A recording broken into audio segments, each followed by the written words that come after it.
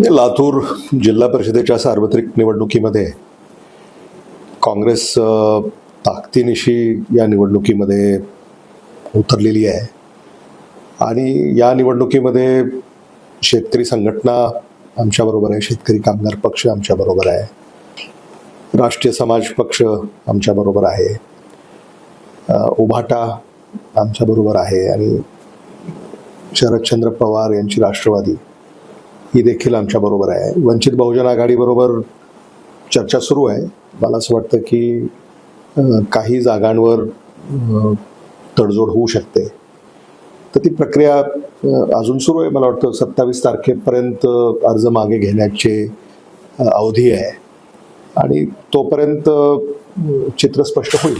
वंचित सोडून इतर पक्षांसोबत काही झाली चर्चा, म्हणजे जागा संदर्भात जागा शेतकरी संघटना यांच्याशी चर्चा झाली आहे. म्हणजे राजू शेट्टी यांची शेतकरी संघटना काँग्रेस बरोबर आहे, जयंत पाटलांचा शेतकरी कामगार पक्ष काँग्रेस बरोबर आहे, जाणकरांचा राष्ट्रीय समाज पक्ष काँग्रेस बरोबर आहे. हे तर अधिकृतपणे काँग्रेस बरोबर आहेत. अहमदपूरमध्ये राष्ट्रवादी काँग्रेस पक्ष शरद पवार हे आमच्याबरोबर आहेत आणि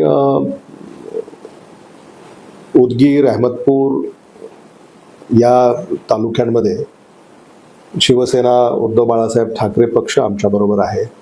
त्यामुळं अनेक मित्रांना घेऊन काँग्रेस ही निवडणूक लातूर जिल्हा परिषद व लातूर जिल्ह्यातील 10 पंचायत समित्या या आम्ही लढतोय. जागा वाटपास काही झालं शिवसेनेसोबत, राष्ट्रवादीसोबत अहमदपूर उदगीरमध्ये झालं ना.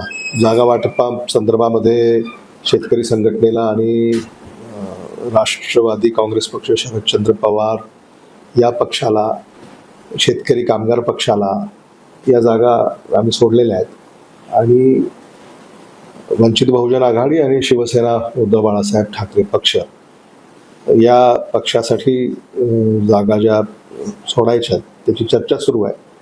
उमेदवारीचा अर्ज मागे घेण्याची तारीख अजून त्याला अवधी आहे. या कालावधीमध्ये आघाडीचं आणखी चित्र स्पष्ट होईल. पण काँग्रेसची एकाची सत्ता राहिलेली आहे जिल्हा परिषदेवरती. आतापर्यंत मागच्या वेळेस फक्त सेटबॅक बसलं होतं, आता कसं बघताय? आता लातूर शहर महानगरपालिकेची निवडणूक नुकतीच संपन्न झाली आणि तिथे भारतीय जनता पक्षाचा कारभार हा लातूरकरानं अनुभवला मागच्या काळामध्ये आणि तो काही फार त्यांच्या पसंतीस उतरलेला नाही हे सिद्ध झालं निकालावरनं. आणि जिल्हा परिषदेमध्ये देखील भारतीय जनता पक्षाचा कारभार हा लातूर जिल्ह्यातल्या नागरिकांनी पाहिलेला आहे. त्यामुळं मला असं वाटतं की तिथंही लातूर जिल्ह्याचे मतदार बदल घडवतील आणि काँग्रेस आघाडीला बहुमत देतील. बरं भैया, आत्ता जे काही नाराज लोक आहेत, काँग्रेसचे कार्यकर्ते असतील, त्यांनी आता उमेदवारी अर्ज दाखल केलेला आहे. अनेकांनी बंडखोरी केलेली पाहायला मिळते. की बंड शमवण्यामध्ये काय प्रयत्न असणार आहेत आपले? नाही, काँग्रेस पक्षामध्ये काही फारसं बंड झाल्याचं चित्र नाही आहे, किंवा तशी माहिती सुद्धा माझ्याकडे नाही आहे.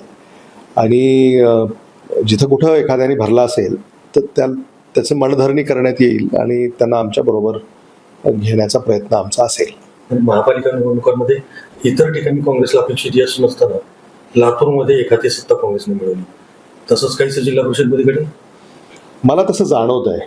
म्हणजे लातूर जिल्ह्यामध्ये जिल्ह्यातले जे मतदार आहेत ते देखील स्वच्छ कारभार, पारदर्शक कारभार, भ्रष्टाचारमुक्त कारभार, लाल फितीमध्ये सामान्य माणसाची जी काही गळचेपी होते त्याला देखील सामान्य माणसं कंटाळलेली आहेत.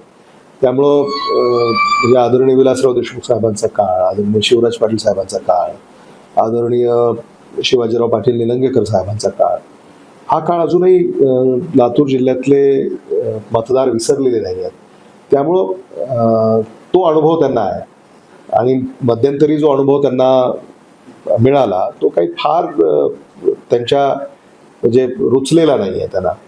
आणि म्हणून मला असं वाटतं की पुन्हा एकदा जिल्ह्यातले मतदार काँग्रेसच्या बाजूने उभे राहतील असा मला विश्वास आहे. महापौर पदासाठीची चर्चा आता सुरू आहे. ही प्रक्रिया आहे. त्या प्रक्रिया पक्षामध्ये त्या संदर्भामध्ये चर्चा होईल. सगळ्यांची मतं जाणून घेऊनच पक्षामध्ये निर्णय होईल आणि तो निर्णय योग्य वेळी आपल्यापुढं स्पष्ट करण्यात येईल. लातूरचा महापौर काँग्रेसचा असेल का वंचितचा?